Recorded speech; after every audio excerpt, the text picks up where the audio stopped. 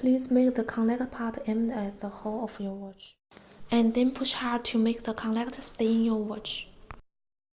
Pull both ends to make sure the band won't fall off.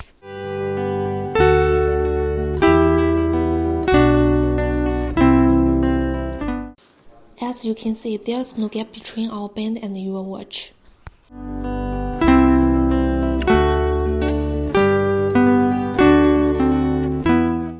Push the button on the band and pull the watch band out.